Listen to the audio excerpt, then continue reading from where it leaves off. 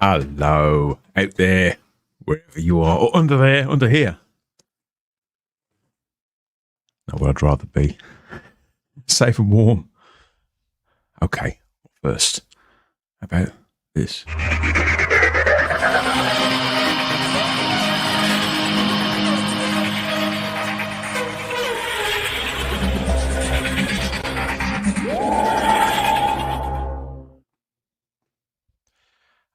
It's a bit more like it. Looks a bit warmer in here, doesn't it? Not sure where this is, where or when, even. Hello out there. Happy lunchtime. Happy?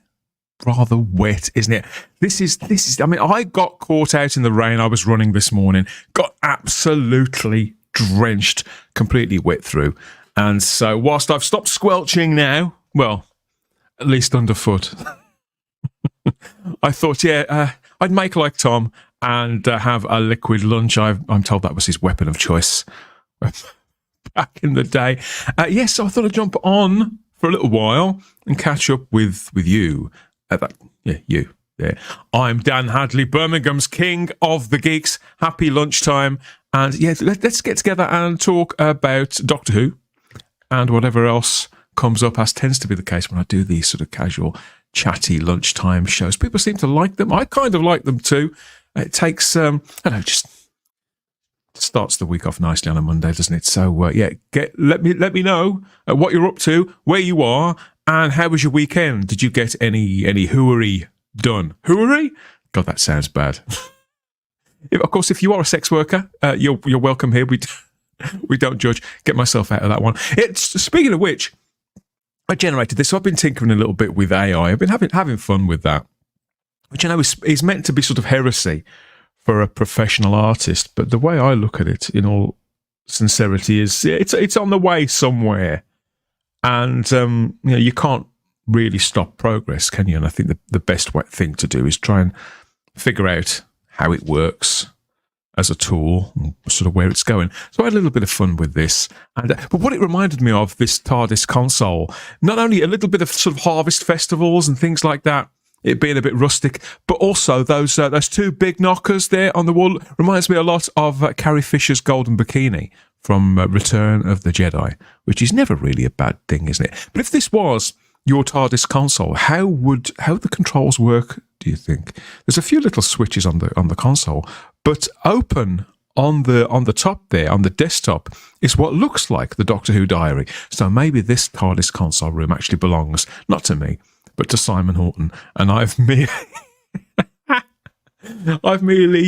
burped it into existence with the wonders of AI. Let me know what you think. The jury's still out when it comes to Tom. How was your weekend? Okay. There's some celebrations going on in the Doctor Who world. I noticed that Doctor Who producer Phil Collinson got married, and here's a picture shared by Russell T. Davies there onto his Instagram. That's his social media of choice, as I'm sure you're aware. And Russell says all the Doctor Who cast and crew were there, and so he took the picture. Obviously, I would imagine Russell. And there they all are, plenty of familiar faces, and scattered in the crowd there. Another absolutely horrendous suit from David Tennant. It's almost as if he wants your attention, isn't it? It's extraordinary. There is something about this picture, though, from obviously these people, they are very much our betters, aren't they? And casting an eye, though, across this crowd, there's something about it that I can't quite put my finger on it. Something's missing. Maybe you'd like to let me know in the comments what you think what could that possibly be? Yes, cheers, bottoms up and all that. How have you been? We've got a few people watching out there on social media. Congratulations to Phil Collinson and his husband, Peter, who says he was a flower arranger. Didn't know people still did that. But there we are. Who am I to judge? Yes, so I hope they have a very happy lives together in their union and all that jazz. Very, very wet morning, wet weekend as well. Who've we got in the live chat? Let's find out here. Okay. We have Craig Light Owler in afternoon. Need that brolly here. You as well, Craig. Did you get caught out too, my friend? Never mind. All dried up now. And he says he saw Philip Hinchcliffe last weekend. It was a great event, as always. That was courtesy of Steve, wasn't it? They did that. Was that over Norfolk way, somewhere like that? I can't quite remember already, but I saw some of the pictures. And our Sarah was meant to go, but she wasn't very well. But I think Nicky went. Our mate Nicky, I think he was there. It did look like it was a fantastic event. Hopefully they'll do it again. Rob Alexander says, happy lunchtime, Dan. Happy lunchtime to you as well, Rob. Good to see you there, mate. Good to see you. Cheryl here says, hello, it makes a nice change to see you on an afternoon. Yeah, I am. I'm here. If you're there getting a spot of lunch like this, if you're there at the food machine, let us know. Mushy peas for lunch, asks Doug, Boomer Doug. No, that's a bit rich for me. I do love mushy peas, and I know this came up the other day, didn't it? I do love mushy peas, but I haven't had them for quite a while. And whenever anybody talks about something like mushy peas, it always makes me want to have some. And Rob says, good weekend. Watch The Visitation for the first time in years. Enjoyable stuff. One of my favourite stories. To be honest, most of Peter Davison's stories are my favourite stories. Nah. Shooty, says PD Rich. What's gone on? Has something happened with Shooty Gatwa? Something happened that I don't know about? Well, I say something happened. When I say something extra happened, something other than this.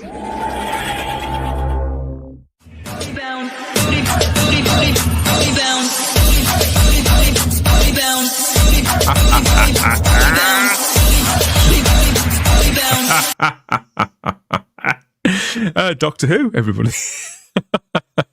I know. What's gone on with Shooty Gatwa? Has he had a bad weekend? Oh, dear. Christopher Eccleston should have been the master of ceremonies, says Matt Pott. Hi, Matt. Good to see you there, mate. And the wedding was that at Phil Collinson's wedding. Maybe he was just in the toilet and they didn't manage to catch him. I don't know. Divining Dragon is home here on a sick day. I don't like being away from school. Makes me nervous. So you're a teacher, aren't you? You've not been held back 20, 30 years. Yeah. Well, if it's a sick day, get a nice warm drink on the go and something good on the telly after you've interacted with me, of course. And enjoy it while you can. I've got Mr. Bradley Miller in the live chat, relaxing there on sunnier days. Thanks for keeping a fantastic, balanced, entertaining show, Dan. Love to tune in whilst working from home. Oh, well, it's our pleasure, mate. Happy to help, Bradley, of course. Good stuff. PD Rich says, no, Dan, he wasn't at the wedding. I wasn't talking about one individual in particular. Go on.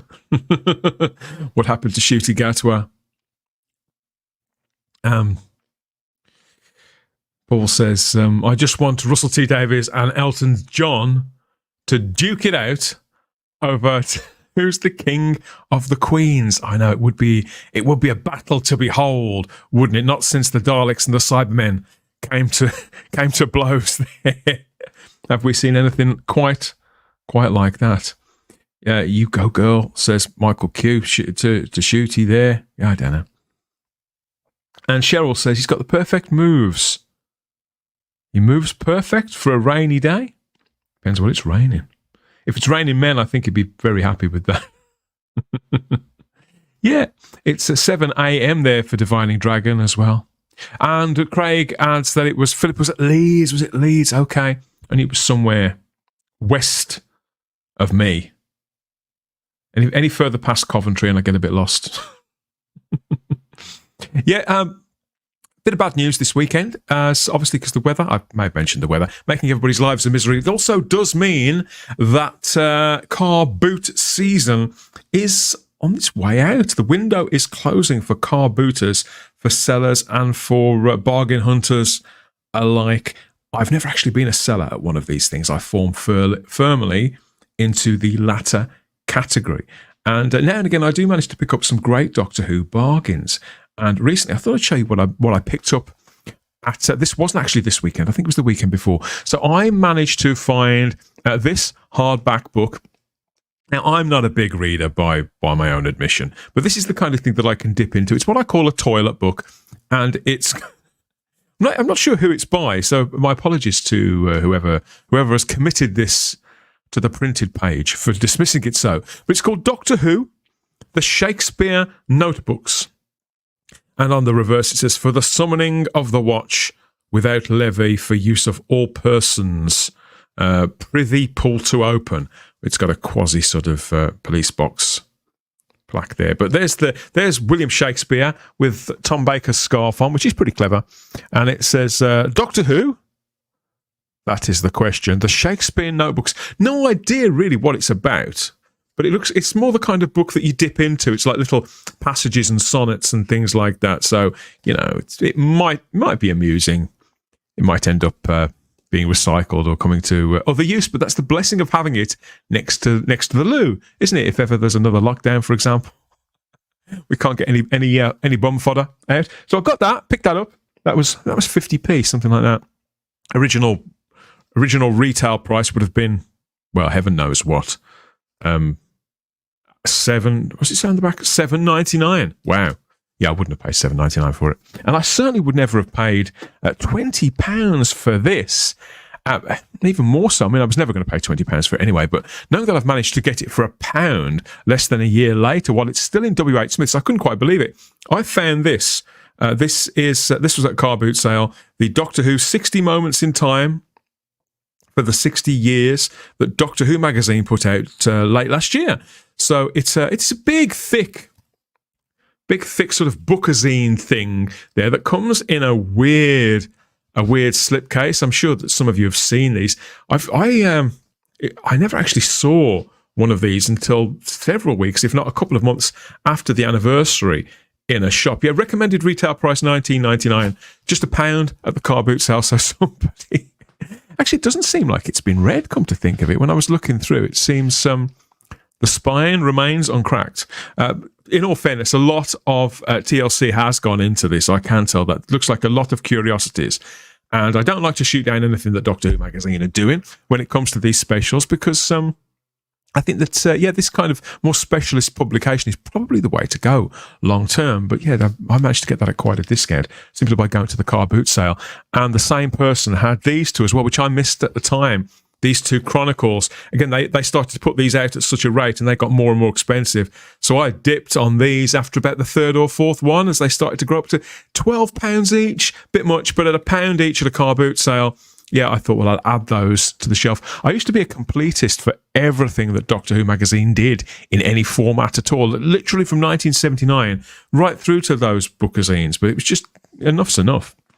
But if there's a market for them, that's great. Not shooting that down, but that market isn't me. Any other car booters out there, people dreading the closing of the season, let me know. What have we got here? Got more comments. Thanks again, Bradley. That is appreciated. That put me right off my dinner, says Woodhouse 122. Well, I'm sorry to hear that. Is that a dinner as in something you've prepared yourself, or have you gone for the other option, popped out to maybe Tesco Express for a meal deal? They're absolutely everywhere now. You get a chocolate bar, you get a drink, don't you? Like you get a carton of juice or a can of pop. And you can have a choice of whatever sandwich that you like. It could be something sort of slim and healthy, or a deep fill. And yeah, there's one of those Tesco Expresses absolutely everywhere now. Even things I do for a cheap joke. Yeah, thanks to Who's the Gav for this one. It made me laugh for several seconds. So I thought you'd like it too. What else have we got here?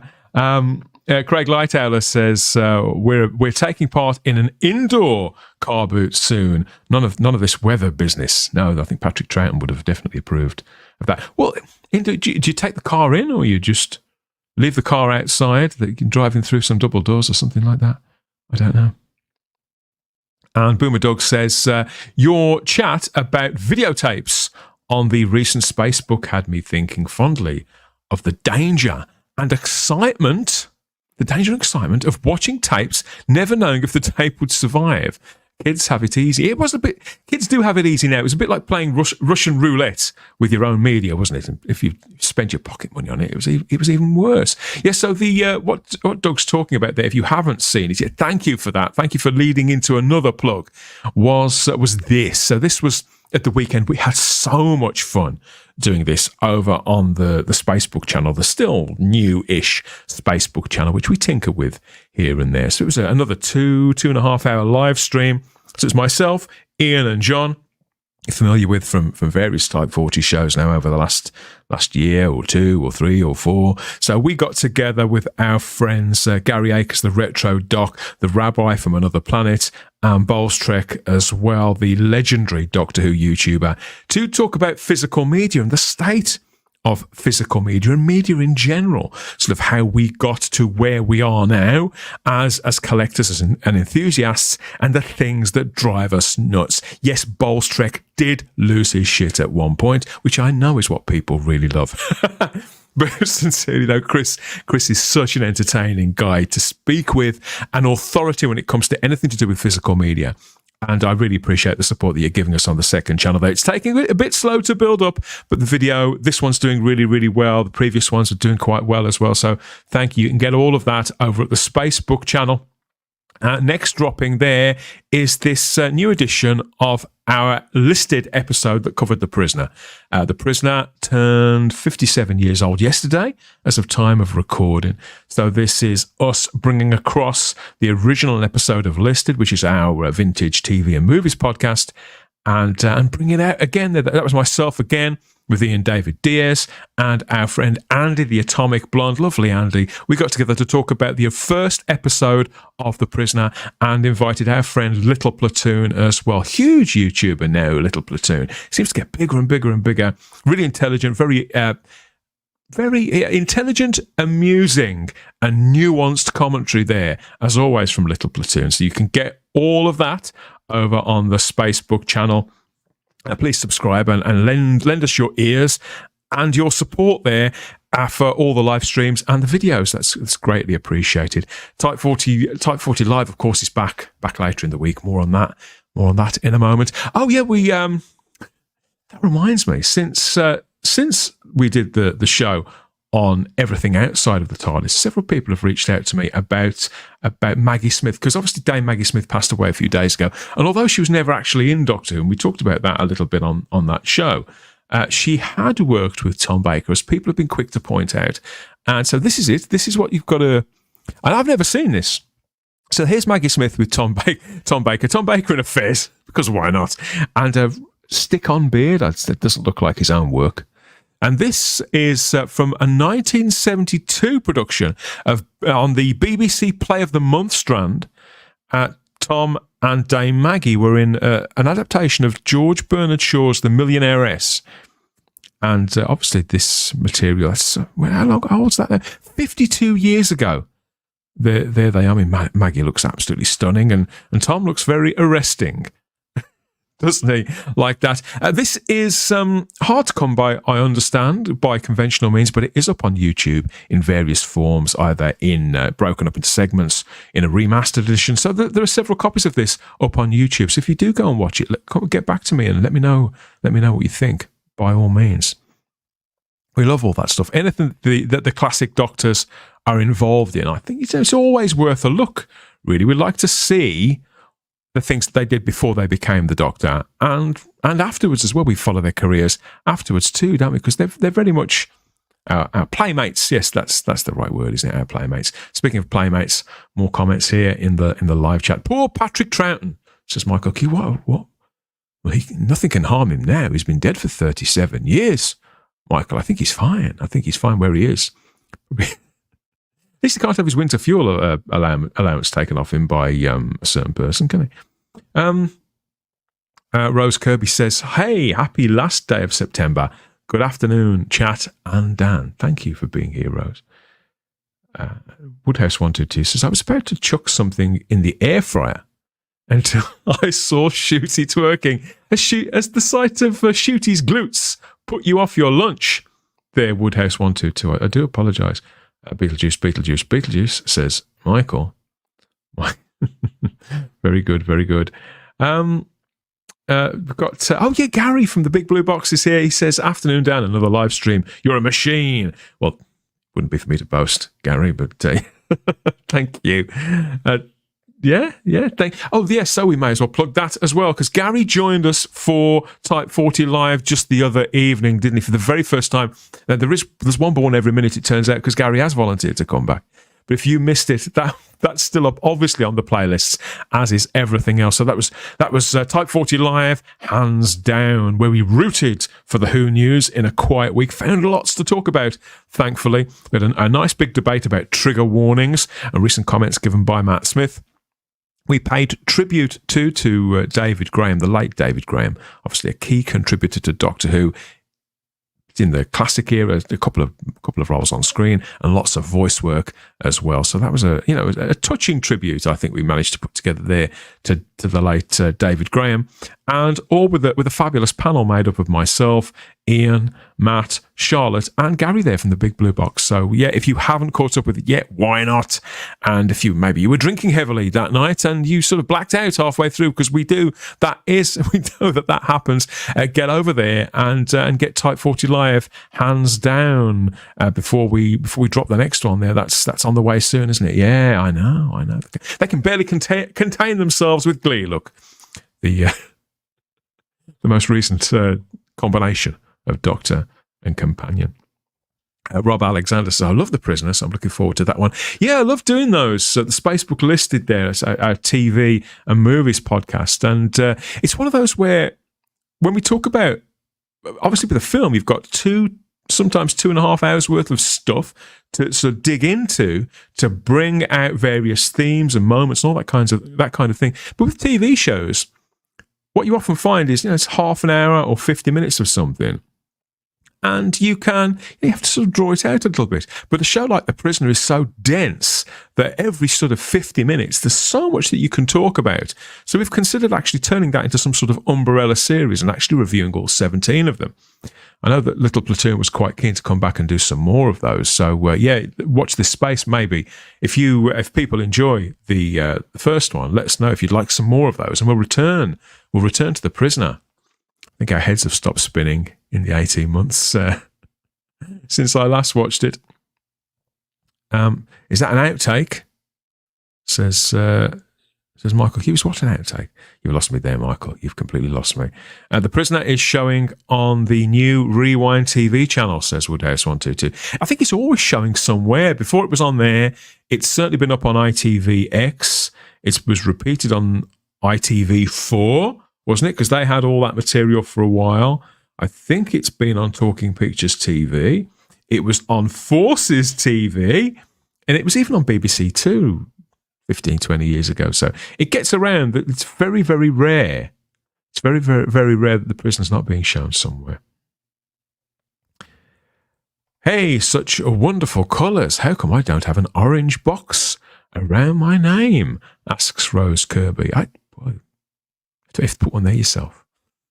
It's the best I can do. And she asks, hey, Dan, it is on every Sunday, or is it random? And will be a Type 40 tonight. No Type 40 live tonight, I'm sad to say. Although thankfully Shah is feeling a lot better. Obviously, she's my co-host on the Monday shows.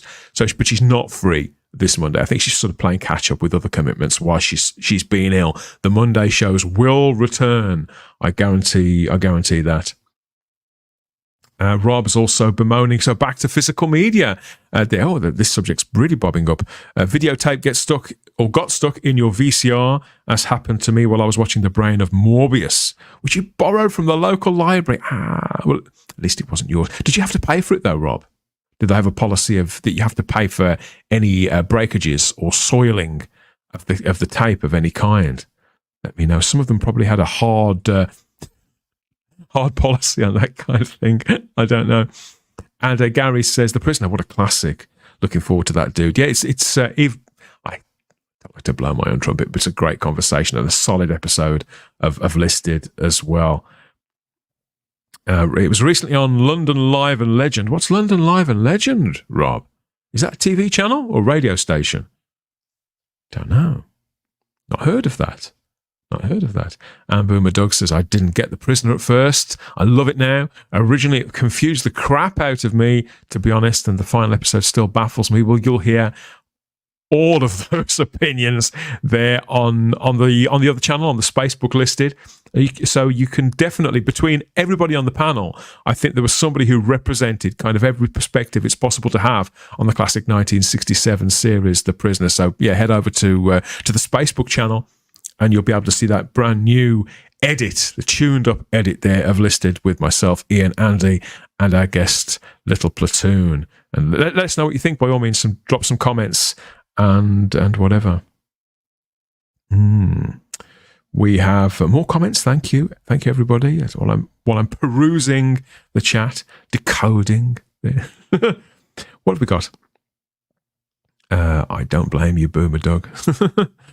And Paul says that TV channel down Legend, that used to be the horror channel. Yeah. Of course. Yeah, they definitely did show The Prisoner as well. Back to his confession there about the time he lost a tape that belonged to the library. Rob says, I managed to sort the tape out after a quick rewind, returned it to the library, explained what happened, and they were nice enough not to charge me. A narrow escape, but I'm pleased he got away from the scene of the crime, Rob. And he's there plugging London Live is the local channel. Oh, I see. Yeah, we had one of those in Birmingham as well. I think it was called Big TV or Big Centre. That's what it was called. Yeah. And Woodhouse 122 says that Legend is a decent channel. It is a really good channel.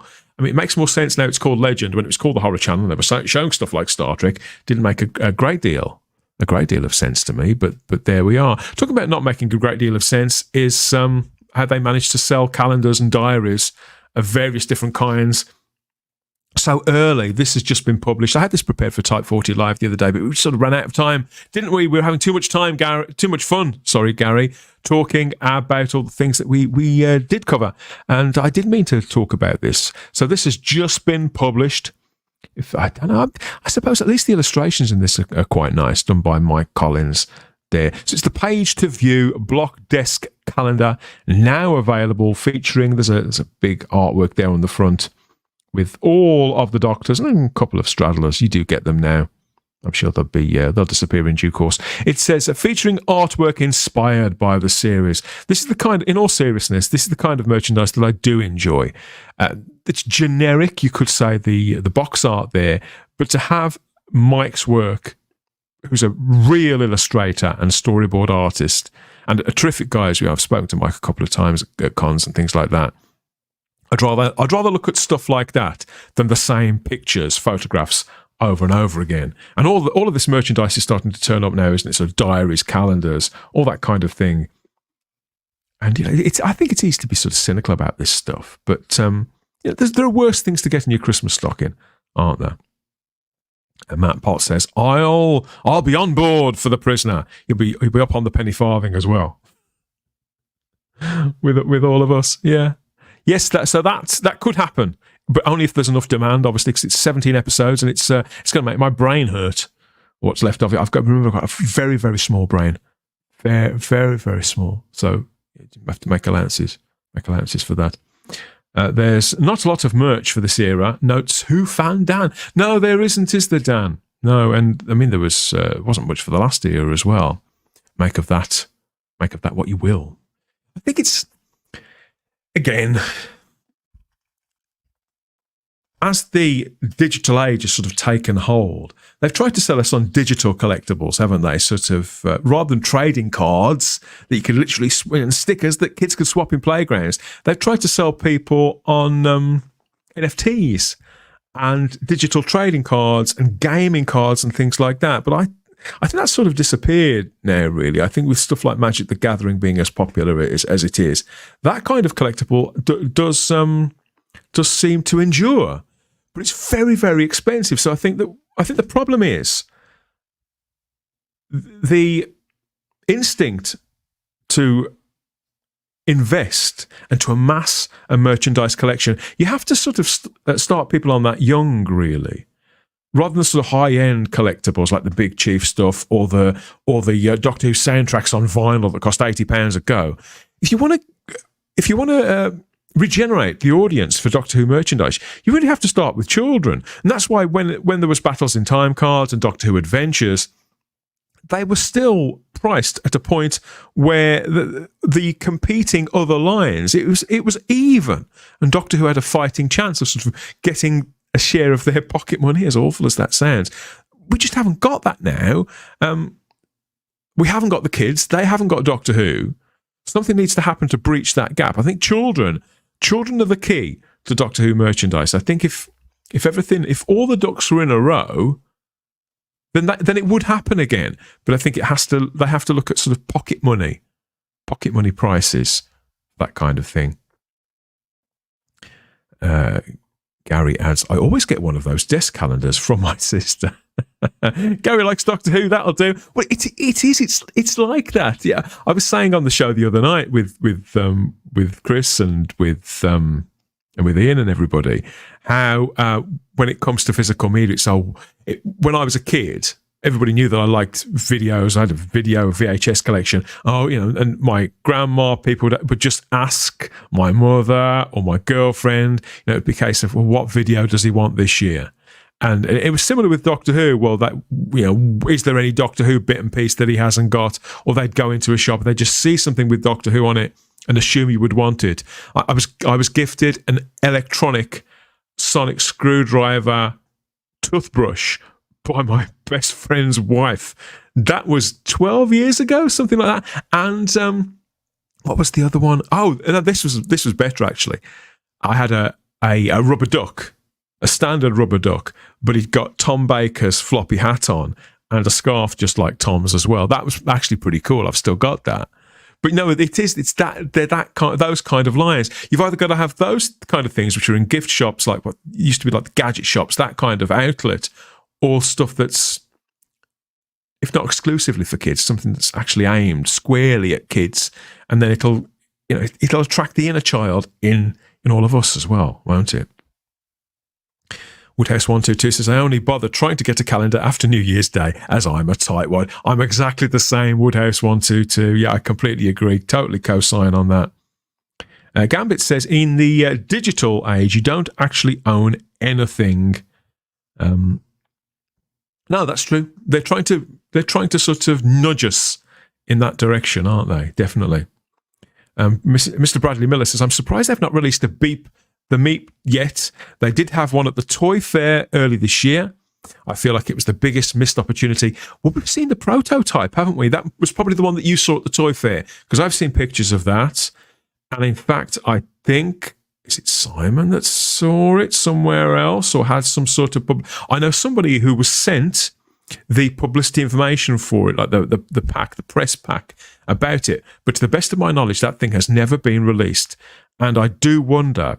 is it due to the adverse reaction to those specials and to the fact that sadly all new Doctor Who, which obviously premiered several months later and starred somebody else, was connected, the fact that it just didn't register with the British public, and certainly parents kept their children away from it, didn't they? Precisely because of some of the content of episodes like the Star Beast. So yeah, they may have shot themselves in the foot with that. Let me know what you think if you have heard anything about the Beat the Meep toy, because yeah, I'd totally forgotten about that. And wasn't there supposed to be a new line of action figures as well, like the old 5.5-inch ones with the Doctor and Ruby and the guards from the Star Beast? Wasn't there supposed to be a few of those by now? Where are they? What's happened? Rob says it would be lovely if Serials gave away Who collectible cards again like Weetabix in the mid-70s. I don't think... Do Serials do giveaways now?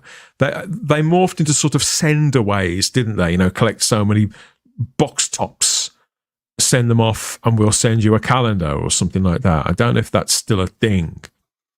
Could be. Craig Lighthowler says, I was at a party... last night, the theme of the party was dress to impress. So naturally, I put on a black suit, bow tie, and black Converse, Sonic in pocket. No recognition. No, so nobody recognised that you were meant to be Doctor Who, but you got compliments anyway. Doctor Who is sort of, yeah, it's dematerialised, isn't it, from the public consciousness, from being at the front of culture and significance and recognisable. It's a sad state of affairs, I have to say. The nation is sort of forgetting about it, and you could sort of forgive that when Doctor Who wasn't on. But now that it is, but it is technically still in production, even though they've only made like 13 episodes in the last 3 years or something. Oh, God. It's not a good sign at all, is it? Not a good sign at all. What are we going to get? Yeah, put something on the box, Tom. If we're going to be stuck in the pub for the whole of lunchtime, put something on the jukebox. Gary adds, with digital stuff, you buy a license to view. It's not ownership. Regardless of how they market you, buying it to own. Yeah, that's the key word, isn't it? Ownership. If you buy a movie on a streaming platform, and then you, for example, if you buy a movie on Amazon, and you then unsubscribe from Amazon Prime, you lose said movie. You can't take a digital copy of that movie elsewhere. You can't access it through a portal into your inactive Amazon account, even though you've technically bought it and it is therefore yours. There is no window back in unless you resubscribe and pay your $7-8.99 to Amazon for Amazon Prime. The thing that you technically own that is yours is inaccessible to you. So imagine if that was a pair of socks. Imagine if you bought a pair of socks. But every time you wanted to wear it, you had to go sort of back to Next to take it back off the shelf to go to wear them again, you know? I don't know. The manipulation of language, it's another topic altogether, isn't it? There is a lot more nefarious purposes that's being employed to pursue than conning us into buying stuff 2 or 3 times over. And Matt Potts says they don't have things for kids' cereal anymore. They're too worried about the choking hazards. Are they really? As if people, you think people eat cereal straight from the box in some parts of the world? Is that? I've never known that. None of my kids ever tried that. I don't think I ever did either. In fact, don't people generally pour the cereal out of the cardboard box into a plastic, ones that are tall, rectangular with the lids on, so they can be sealed to keep out any damp? So I'm surprised if that would be the case. But I suppose generally things like that are lying around the house. You could choke on anything, though, if you're a big enough idiot, can't you?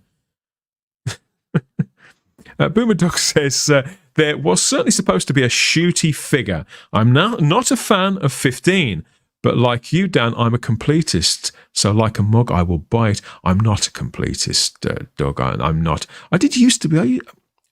With certain things I was a completist on. But no, I'm not anymore. I'm not even a completist with Doctor Who magazine, as I said. The Bookazine sort of cured me of that one.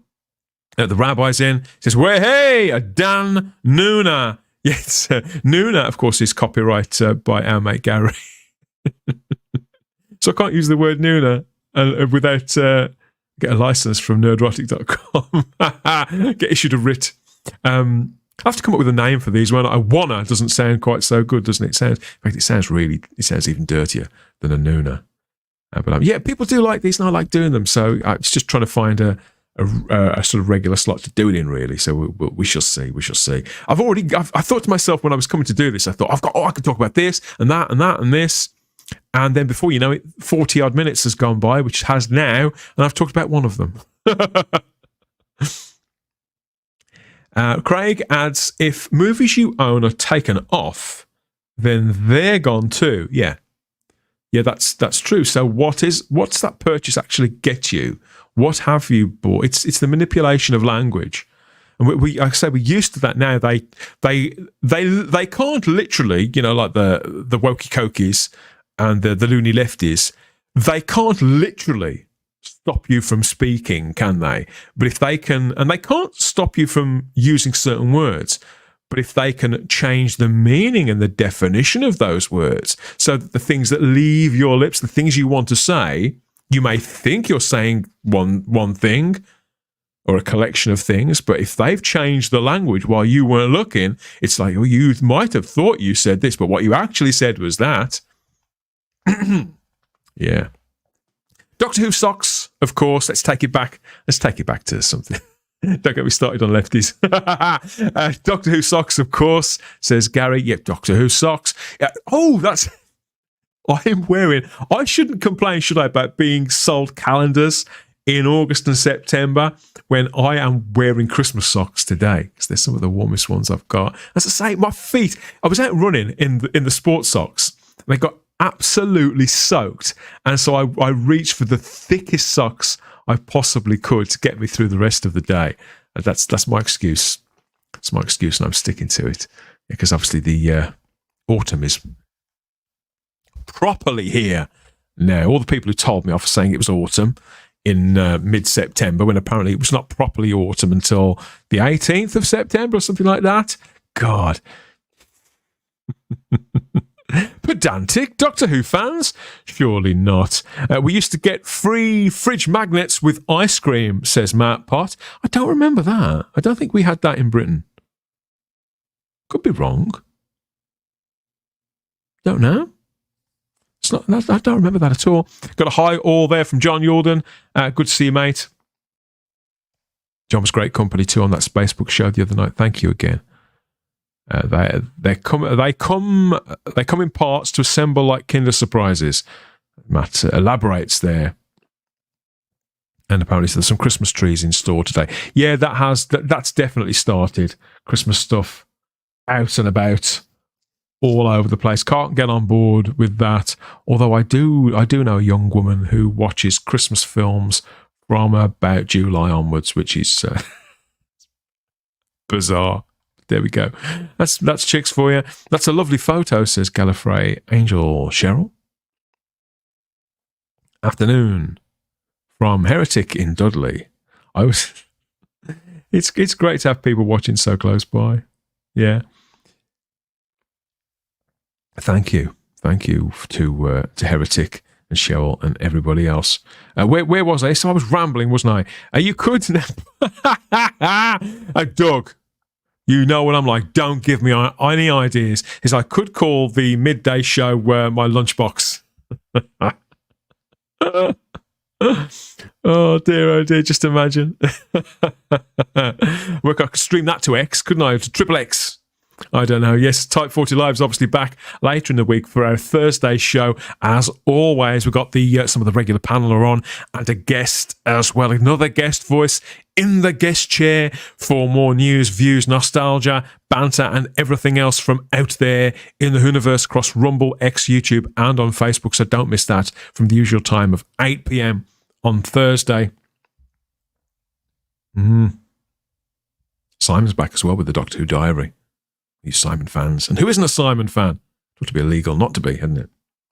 The rabbi says, Jodie says, duh, Ecky Thump.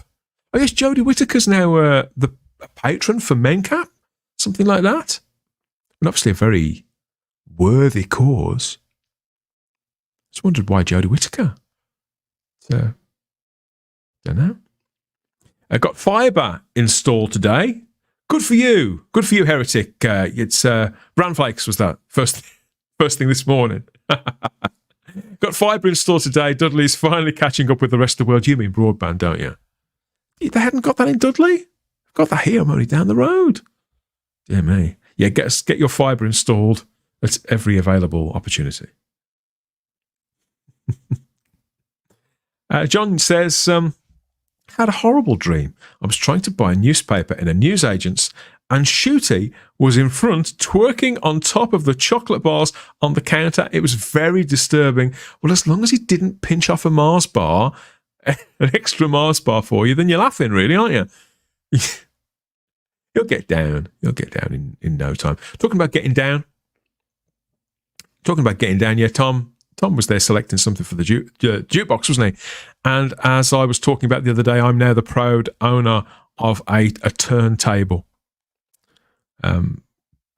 Yeah, so of course, being a Doctor Who fan, one of the very first things I did was played a classic bit of Doctor Who vinyl there on my turntable. There's Genesis of the Daleks with Tom Baker himself on a rainy afternoon, just to hear the crackle as well as the Dalek voices and all those fabulous sound effects. Oh, I don't know. And a bit of ABBA as well.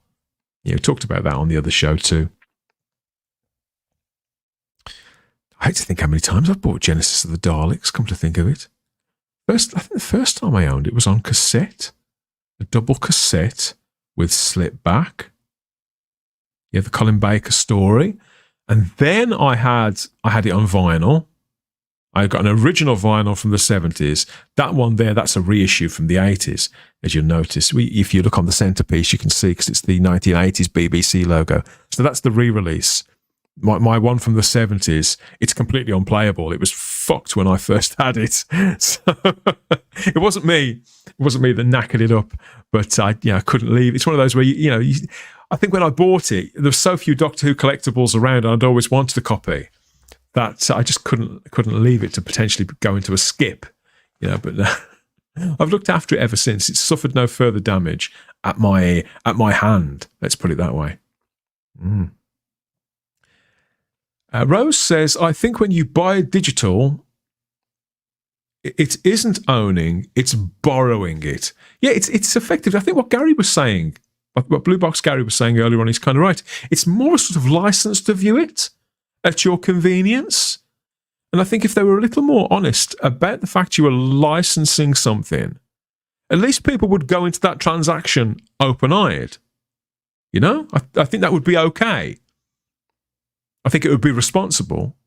Whether people would part with that money or not in the kind of numbers that would make it cost effective, I don't know. Would you? Don't think I would. Good to think of it. Yeah. There's something about it. You could say we're in a transitional period for media with streaming, couldn't you?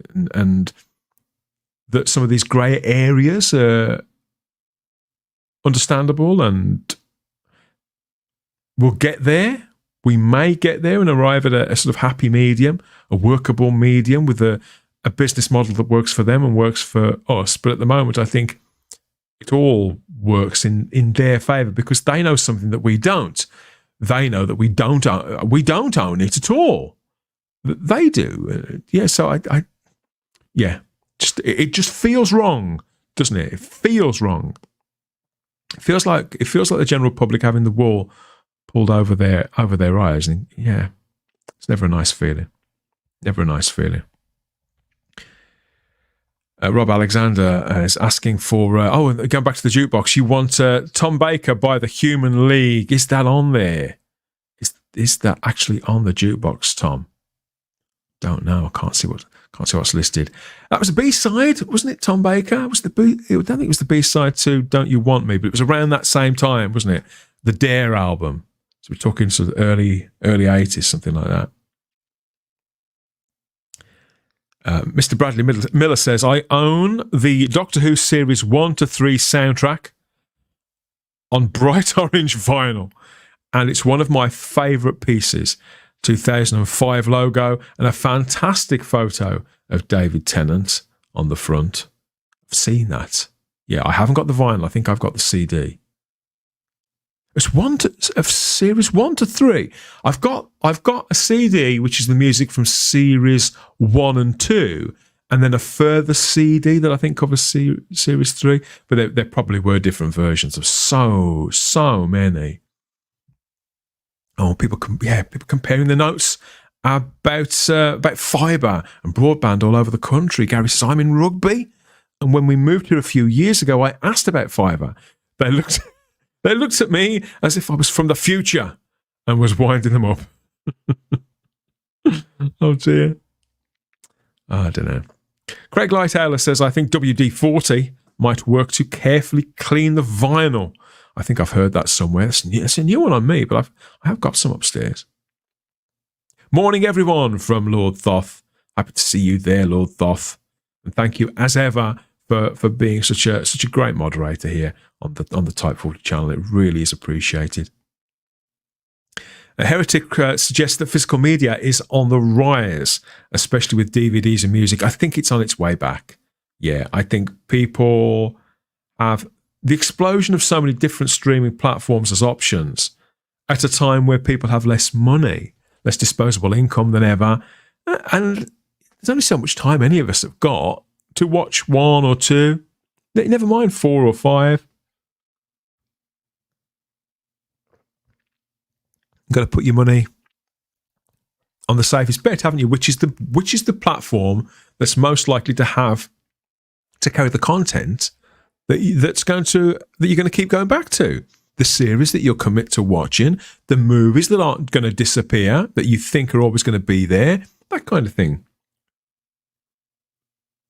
Because as I understand it, we're talking earlier on about the movies that you don't, you buy but you don't own.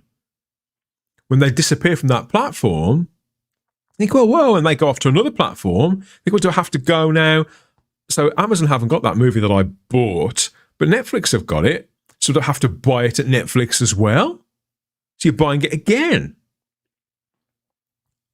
Yeah, I don't like it. That's why people are hitting up the car boot sales and the charity shops for the DVDs and the Blu-rays and even the CDs. And I think Spotify. I know Spotify have put their prices up as well, haven't they? But I think that's a pretty good deal. And having said that, the explosion of Greatest Hits Radio, hugely popular radio station in Britain. Radio seems to be on its way back as well, doesn't it? Yeah, curious, very curious. Rose says, that's why I love physical media, but it's a pain when you haven't got enough bookshelves to put them in. It is. It is. Doug says, I will never part with my DVD and Blu-ray collection, and I can't bring myself to upgrade everything to 4K, as my eyes aren't that good, and I wouldn't notice the difference. Oh dear. I've noticed because, as I said, I think I told you, didn't I? I think on the last one of these shows, I told you about my quest for a new TV, and it did. It arrived. Eventually, it arrived after a lot of argy-bargy. My God. What a load of wankers I had to deal with that. The delivery people from Amazon. They gave me the delivery time of so the slot was between 8 in the morning and 10 o'clock at night, really nailing that down. They turned up at 10 to 7 in the morning. Work that out. Yeah, but I do actually have the new TV now, so I've been playing with it, messing around with that. I haven't watched any Doctor Who on it yet. I haven't had time, but I did watch a film last night. More on that at the weekend. I think we'll be covering that as well. Yeah. Rose says, talking of Christmas or New Year, guess how many weeks it is to Christmas? I think it's about 12 or 13 weeks to Christmas. And do you ever do the Christmas markets? The Christmas market in Birmingham has been a thing for a really long time. There are now German Christmas markets all over Britain, but I believe the one in Birmingham was the original one. And although I don't go every year, it is quite the experience. When Ian Dears and Keith Isles came up a couple of years ago, we went all around that, and they couldn't believe how packed it was. I mean, it was a bit of a health and safety issue, I think, because they have scaled it back a little bit. There were so many accidents there as well. But I go every 2 or 3 years. I don't go every year. So I'm not a big drinker, in all reality. I'm not like I used to be. My God. Doug says, don't know about in the UK, but so many cheap Blu-rays in charity shops. The fools are dumping their collections. That's exactly what's happening. I mean, I keep talking about Saturday's show. It was really, really good. So I don't want to keep referring back to it. But the rabbi talked about that on that show as well, about people's physical media collections sort of gathering dust. And they get to the point where they think, okay, what am I going to do with this? Is it worth me hanging on to? Or shall I donate it? Shall I? And I think that's where that initiative, if you're a geek, you're more likely to choose to keep it. Doctor Who fans are always going to choose to keep it, aren't they? The Doctor Who stuff in particular. Heretic says, due to space, I only buy things I really want on physical media. And when I do, I treat myself to a Steelbook. Yes, I've never... The charm of the Steelbook has largely eluded me. I do own some. Got a couple of Doctor Who ones. So I've got the Day of the Doctor and all that sort of stuff in a nice Steelbook set. And all of this stuff, funnily enough, the 60th anniversary specials, I bought the Steelbook of that as well. And that's nice too, to be fair, but I would never get into collecting them because generally I just think they scratch too easily, Steelbooks. And he asks, how good is OLED and how good does old 4.3 stuff look? Well, the OLED stuff is incredible. Absolutely fantastic. How does the 4.3 stuff look? Good. It looks really good. I mean, playing something such as old episodes of Are You Being Served and Heidi High and Poldark and all the other things that I watch from the 60s and the 70s, material like that, it was never meant to be watched in that way. It had no pretenses, no aspirations to be any bigger than it was. It wasn't cinematic by any stretch. Television then was part of the family, and it sat in a little box in the corner of the room, didn't it? It was one of the family, and people would put soft furnishings in and around it and on top of it. That's how much a part of a family the TV set was then. That's not the case now. Home cinema is a thing. It's not just a name. It actually has a meaning, doesn't it? So all that vintage TV, it's not... I became aware immediately it wasn't meant to be watched like that. That being said, it doesn't necessarily harm it in any way, I think. But the quality of the image, yeah. We're very fortunate as Doctor Who fans that we have that team of dedicated people working with the original material to scrub it up, to make it look its best, and to future-proof it for HD. But Paramount can't even afford to do that for Star Trek, can they? It was so expensive for them to do it to the next generation that they've held fast. Absolutely not on doing that with Deep Space Nine and Voyager, because it's really, really expensive. We're so fortunate as Doctor Who fans that we get all that attention sort of lavished on it to bring it up to scratch in a really sensitive way. So I played a few minutes of the Three Doctors, and I think it looked better than it has right to look on a 50-odd inch screen 51 years after it was made. I think if I'd have gone any larger with the screen, it would have been a mistake considering the amount of vintage TV that I buy. Yeah, it would. What else have we got? Stephanie Barrett's in as well and said, I thought once you bought something on Amazon, it's always there for you. Amazon Australia seem to allow you to buy or rent lots of shows or movies that they don't currently have. How does that work? If they haven't got it, how can they sell it to you? How does that work? You feel like you've lost me there. I thought that once you bought something on Amazon, Amazon Australia seemed to allow you to buy or rent lots of shows or movies they don't currently have. Maybe they act as in Australia, maybe it works slightly differently, because isn't Stan part of something else in Australia as well? Matt Party is still here. I think there are arrangements between certain labels and distributors, carriers in the Southern Hemisphere, in the Antipodes in particular. I don't know. They certainly don't. They can't do that in Britain. Definitely not. It sounds so strange, Stephanie. Thank you. Woodhouse122 says, I hate German Christmas markets. Disgusting, overpriced German sausages and foul-tasting mulled wine. It is nasty. You have to make sure. This is why people get tanked up before they go to the German Christmas market, because you can't... You don't notice that most of it tastes like piss. Oh dear. Erotic says, so the reason I think old TV is much better on OLED is because you don't get the blocky, horrible look that Ellie. Yes, of course. Yeah, that is true, because you get, in all seriousness, you're quite right. The organic liquid display does mean that the picture will flow a lot better. Figures will move with more fluidity and with grace, the way that people do, the way that we all do in real life, rather than that sort of blocky look. You're absolutely right. That's the saving grace of it. But you haven't got the definition, though. That's what it does lose. And Gary's other self is in as well. And he adds, the new LG OLEDs have some decent AI that makes standard definition content look pretty decent. Yeah, I mean, I've only tinkered with a couple of things. So I played a couple of discs. I Been Served and Poldark I looked at in standard definition, and an American series that I'm watching as well. And I just thought it was a bit fuzzy. But now that Heretics reminded me of that, yes, the figures did move a lot easier. And I can believe that.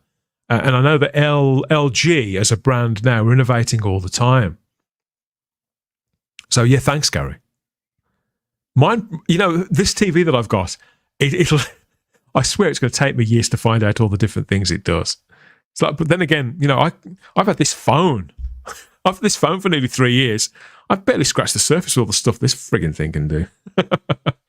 The Rabbi says fans have used artificial intelligence to upscale Deep Space Nine and Voyager, and it looks fantastic. I believe you. I'd love to see that, in all truth. And I would say that if fans have been able to do that, Paramount, CBS have to look again at some point, haven't they? I'd say they will. Paul adds that Paramount can't do it because they were shot on tape, not film. Well, was TNG shot on film then? And the other two shows weren't? Is that what we're saying? I don't know.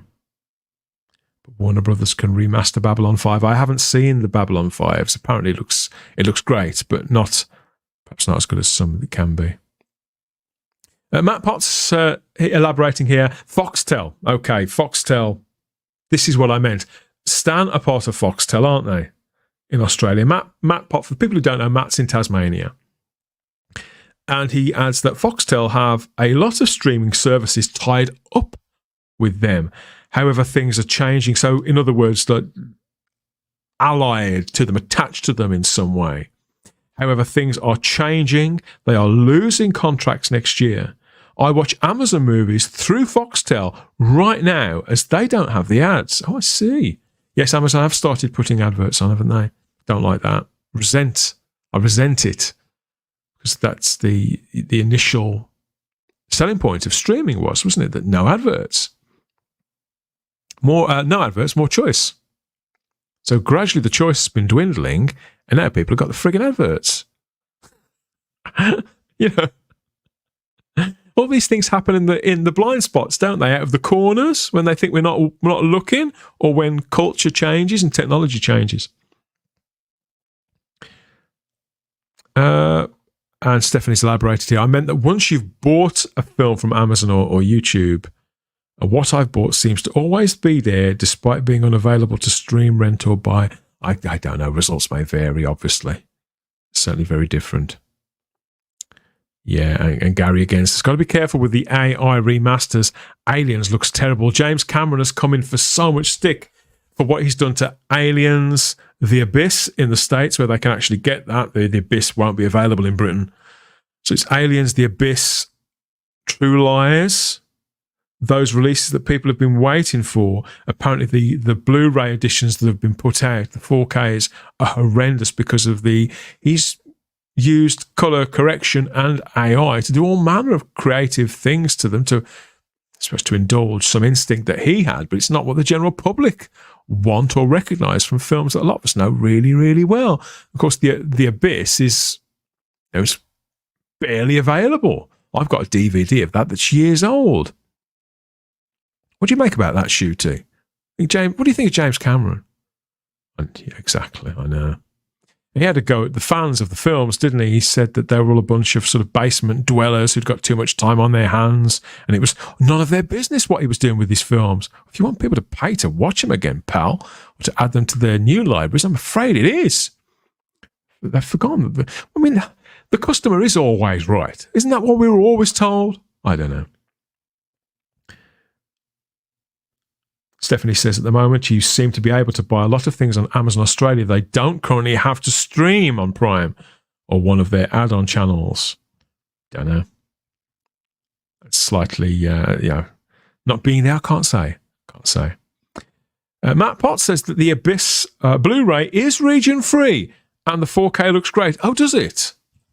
Even though he's had all these complaints, it looks okay. See, you're a picky bugger as well, aren't you, Matt? So if you say it's okay, it probably is. All right. Maybe maybe that could be worth a look after all. Boomer Duck says, I think AI could be the future of Doctor Who for missing episodes and upgrades. Well, I don't think there's any think about that. Is that, not just the work of Ian Levine, the things that he's doing, incredible things that he's doing. There are other people out there, I completely agree, Doug, that are breaking new ground all the time and innovating and being creatively sensitive when it comes to bringing the old content back and getting those stories in front of more eyes, which is, I think, the greatest gift of any innovation when it comes to classic material. It's to eliminate barriers between potential viewers, potential fans, therefore, and that material. Absolutely. How's lunch? How's lunch, Doug? You got it yet? Fly Highland says, I think they're just doing it really as a money grab. Well, they are. The businesses are after your money, aren't they? Of course. They waited a few years. And the technology will be massively improved. Well, yeah, it improves at such a rate now. It's ridiculous. Gambit says the Abyss actually looks fine on 4K, albeit digitally cleaned up. Yeah, apparently he's removed the film grain on a lot of his films, and that certainly wouldn't appeal to me. I want to see the film grain. I know Ian Diaz feels the same way. For me, it's an integral sort of part of the charm of it. So I want to see that grain. Another vote for the Aliens 4K. But a complaint about the degraining from PD Rich. And Doug says, I worked in retail for 30 years. The customer is always right, unless they are wrong. Fly Highland says, it's the same with the Daleks in colour. Why do this now? Within 10 years, you'll be able to do it automatically with a single prompt. Yeah, you'd have to set sort of preferences and things like that up, wouldn't you? Maybe.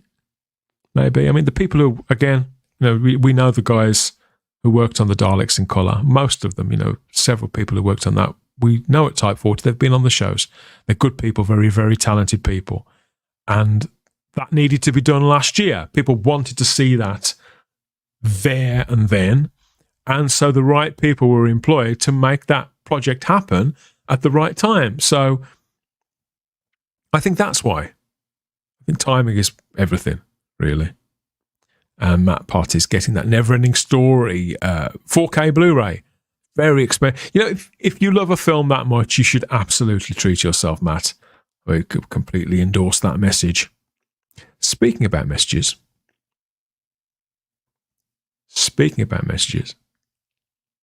He says, treading some water. Speaking about messages.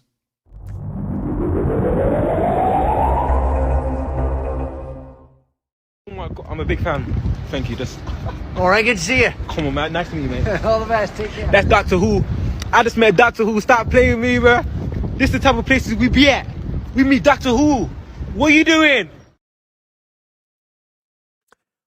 Well, I have been drying off and chilling out here with friends in the live chat on YouTube on the Type 40 channel. What's it like out there now? I think it is a lot drier, isn't it, Tom? Yeah. Yeah, it is. Thank you, everybody, for the comments and for the suggestions of what we could call this show. Yeah, another vote for the Abyss. Yeah, we've got several of those. And Gary says the Cushing Doctor Who movies look great on Blu-ray. I never bought those in the end. I meant to. There we are. Yeah, thank you everybody for the comments, for the interaction here of a lunchtime. I hope that did help wash down whatever it was that you'd got, whether you got a meal deal from the Tesco Express, like the Daleks, or not. Let me know. Okay, what else was there to cover? What else? What didn't I mention? Remind me. What didn't I mention? Pretty much, I think we covered it all, didn't we? Okay, yes, so Type 40 Live is back this coming Thursday with our regular show. News, views, banter, nostalgia, the return of Simon Horton, a guest panelist too, and who knows which story. What stories could break between now and then? More twerking, maybe. Or if we're lucky, something that doesn't put you off your lunch. There we are. Head over to the Spacebook channel to catch up on the live stream from the other night. That was our big chat about physical media, wasn't it? And you can get episodes of listed our vintage TV and movie show over there, as well as the stuff reviewing current movies. So we reviewed Alien Romulus when that came out, Beetlejuice when that came out, and myself, Ian and Bolstrek, and everybody else, we talked about the premiere episode of the Penguin series, the DC Comics TV adaptation there. So that was a good laugh too, and we'll be watching that over the weeks and filling you in on what we think of subsequent episodes of that. So yes, everything inside and outside of the TARDIS covered on the channels there. Let us know what you think. Your subscriptions are greatly appreciated. Okay, some more comments before we fly off. Yes, I've been wondering where Simon has been, says Flyhigh. Where has Simon Horton been? I couldn't possibly say. Maybe he'll answer the question come Thursday, or maybe he won't. It's been on manoeuvres. We've got... Gary says, nice lunchtime stream, Dan, you funny bugger. Thank you. It's my pleasure. Thanks for the laughter this afternoon, says Cheryl. I do my best, Cheryl. And Doug reminds us the physical media trick there. There are lots of boutique companies like Imprint here in Australia releasing upgraded cult movies and TV shows done with care. That's another subject for another time. Absolutely, we'll come round to that. I got a cheers from Rob. Cheers. Cheers. Cheers back at you, Rob. More